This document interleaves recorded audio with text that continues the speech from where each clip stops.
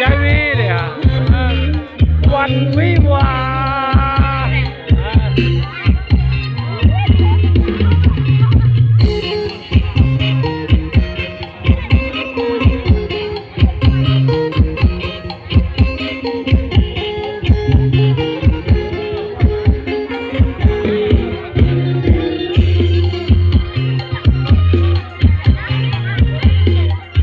ขอบคุณนะครับขอบคุณมากๆเลยนะครับ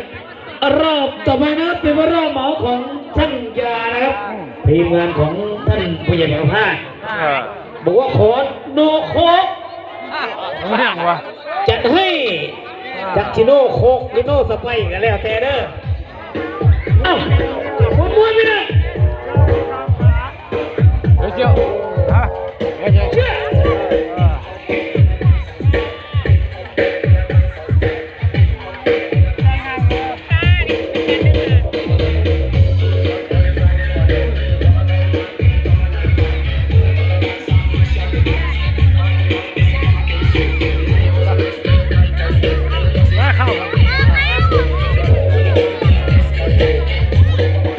หนทางเด้อย่า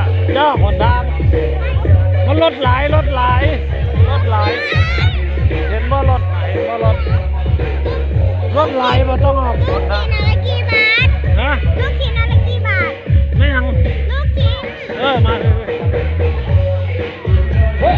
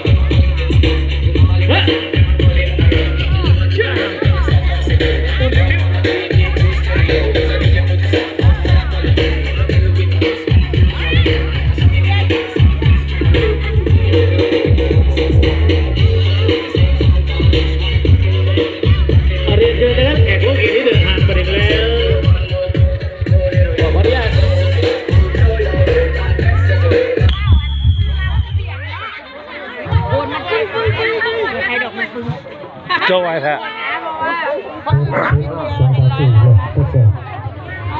ขอบคุณนะครับแขกผู้เกียรติที่ให้เกียรติมานะครับรอบนี้ที่เป็นรอบเหมาของคนเขียนมาบอกว่าผัวอีน่าอยู่วงเล็บท่านผู้ใหญ่พงศักดิ์มาหมให้เขียนมา100 บาทมักเมียเขาเจ้าเป็นบ้าเลยมักเมียเขามักเมียผู้เจ้าเป็นยังขอมาจัดให้เจ้าผู้เจ้ามันบอกงามไปแล้วเนี่ยเข้าเนาะหัวเจ้ามีอายบ่สิ่งที่ขอเขาแห่งมีน้ำตัวตามมือบุยโน่บุยอีโอ้ดีเจกินข้าวก็ได้ดีเจนะ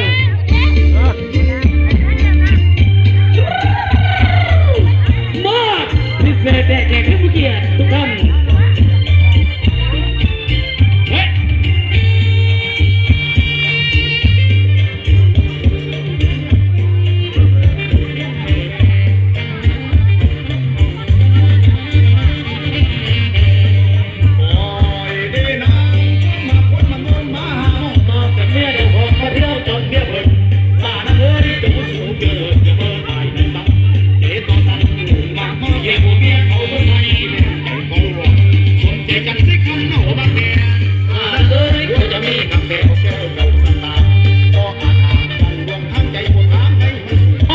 ยับกับว่าไม่ต้องยับกับว่าก่อนตั้งใจบอกมีเมียตั้งทีลานั่งเลยมันจะกินไปนั่นเล่นไปนั่นคุณมาทั้งคอยเล่นคอยกินขอบคุณเสียหมีนะครับเป็นเจ้าให้หัวใจจังหวะ ยหมีนาอุดมให้เกียรติให้น้ำดื่มให้น้ำปลาเปล่าเดี๋ยวอีกหน่อยเสียยาจะให้มาอีกเจ้าเป็นผู้ห่วงซึ่งเจ้ามีห่วงคอยห่วงห่วงแดดคอยหาเวลาก็คือคนลาไปหากับเสียงสาวสาวน้ำอุดมไปครับ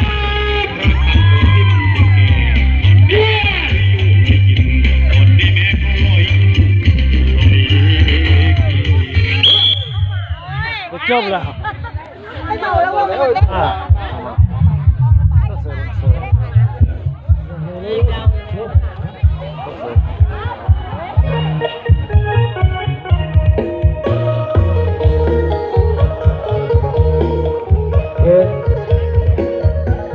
ป่าสมเพชนะครับ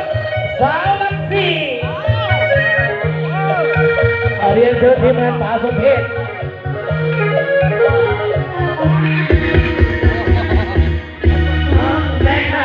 คนเป็นสาวมันนามีเวลาเข้ามาเรียนแววเก่าสถานีลักซี่มีสิ่งแสนตา